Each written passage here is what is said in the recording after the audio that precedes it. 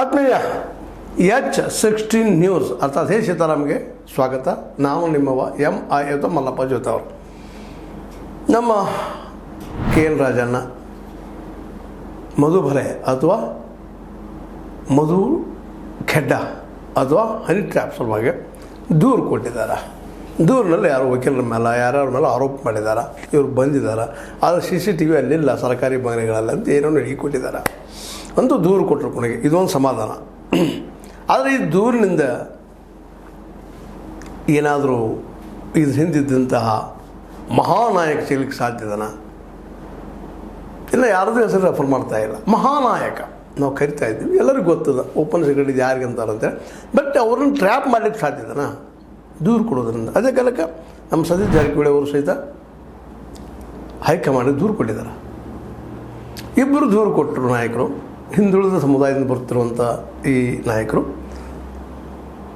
ನಿಜವಾಗಿಯೂ ಈ ದೇಶದಲ್ಲೇ ಹಿಂದುಳಿದ ಅಲ್ಪಸಂಖ್ಯಾತ ಜೊತೆಗೆ ನಮ್ಮ ಈ SC ST ನಾವಿನ್ನು ಇವತ್ತು ಡಿವಿಷನ್ ಮಾಡ್ತಾಯಿದ್ವಿ ಮೀಸಲಾತಿ ನೆಲಗಟ್ಟಿನಲ್ಲ.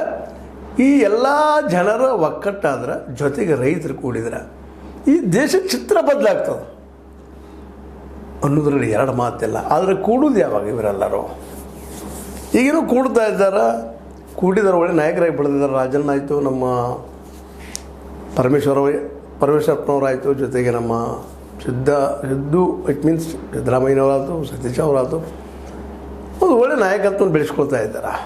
ಅವು ಯಾವ ರೀತಿ ಬೆಳೆದ್ರು ಮಾಡಿದ್ರು ಬಿಟ್ಟು ಹಾಕುವಂಥ ವಿಷಯ. ಯಾಕಂದರೆ ಇಲ್ಲಿ ಈ ದೇಶದ ರಾಜಕೀಯ ಇತಿಹಾಸವನ್ನು ಗಮನಿಸಿದಾಗ ಇಡೀ ಇತಿಹಾಸ ತುಂಬ ಮೈಟ್ ಈಸ್ ರೈಟ್. ಯಾವನ ಕೈಯಾಗ ಬಡಿಗೆ ಐತಿ ಅವನದು ಹೆಮ್ಮೆ. ಇವತ್ತು ಯಾವನ ಕೈಯಾಗ ದುಡ್ಡು ಐತಿ ಅವ ಈ ದೇಶದ ನಾಯಕ. ಉಳಿದವ್ರಿಗೆ ಯಾರಿಗೂ ಇಲ್ಲ ಇಲ್ಲಿ ಅವಕಾಶ.